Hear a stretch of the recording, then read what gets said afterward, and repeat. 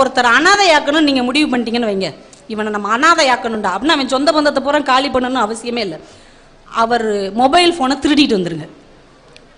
அவர் ஒரு வெளியூருக்கு போறாருன்னு வைங்க, மொபைல் போனை மட்டும் தூக்கிட்டு வந்துருங்க. அந்த அன்னையில இருந்து அனாதை தான். ஏன்னா யாரையும் கான்டாக்ட் பண்றதுக்கு நம்பர் தெரியாது, பணம் எடுக்கணும்னா ஏடிஎம் பின் நம்பர் தெரியாது, ஓலாவை கூப்பிட முடியாது, உபரை கூப்பிட முடியாது, வீட்டுக்கு போறது கூட அந்த கூகுளை தான் அவர் கேட்பார். ஒன்றும் தெரியாம அந்த பைத்தியமா ஆயிடுவார். அதனால ஒருத்தரை பழி வாங்கணும்னு நீங்க நினைச்சீங்கன்னா அவருக்கு செய்வினையும் வைக்க வேண்டாம், செயற்பாட்டு வினையும் வைக்க வேண்டாம், மொபைல் போனை தூக்கிட்டு ஓடியாந்துருங்க. ஏன்னா இன்னைக்கு மொபைல் போனுக்கு அப்படி ஒரு முக்கியத்துவம் கொடுத்துட்டு இருக்கோம். அன்னைக்கு ஒரு நாள் ட்ரெயின்ல போயிட்டு இருக்கோங்க சென்னைக்கு, நம்ம பொதிகையில திடீர்னு ஒருத்தர் எந்திரிச்சு மொபைலை காணும்னார். பக்கத்து கம்பார்ட்மெண்ட்ல இருந்து ஒருத்தர் ஓடி என்ன சார் மொபைலை காணலையா, மொபைலை காணலையா? ஆமா சார் காணல சார். அப்பனா உங்க சார்ஜர் கொடுங்க சார், கொஞ்ச நேரம் சார்ஜ் போட்டுக்கிறேன் அப்படிங்கிற. மனுஷங்களுடைய மனசு எவ்வளவு மோசமா போச்சு பாருங்க.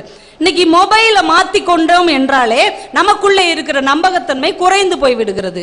ஆனால் காதல் எப்படி நம்பகத்தன்மையோடு இருக்க வேண்டும் என்று நம்முடைய இலக்கியம் ஒண்ணு சொல்லுது. என்ன இலக்கியம் தெரியுமா?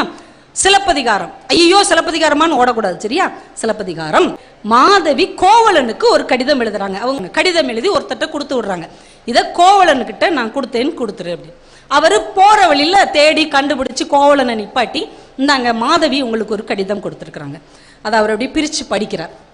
படிச்சுட்டு அப்படியே மடிச்சு அவன் கையிலே கொடுத்து, இதை நான் எழுதுனதா என்னுடைய பெற்றோருக்கு கொடுத்துரு. உங்களால் இதை நம்ப முடியுதா? காதலி காதலனுக்கு எழுதின கடிதம். அவன் என்ன பண்றான்? மகன் பெற்றோருக்கு எழுதின கடிதமாக கொடுத்து விடுறான்.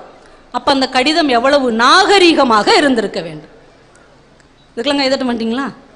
இவ்வளோ அதிர்ச்சியா இருக்குல்ல, இதெல்லாம் நம்புற மாதிரியா இருக்கு.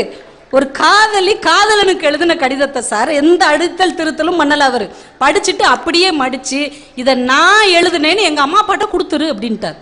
அப்போ அந்த காதலி காதலனுக்கு எழுதின கடிதம் ஒரு மகன் பெற்றோருக்கு எழுதுவதை போல நாகரிகமாகவும் உன்னதமாகவும் இருந்திருக்கிறது என்று நம்முடைய தமிழ் இலக்கியம் சொல்லுகிறது.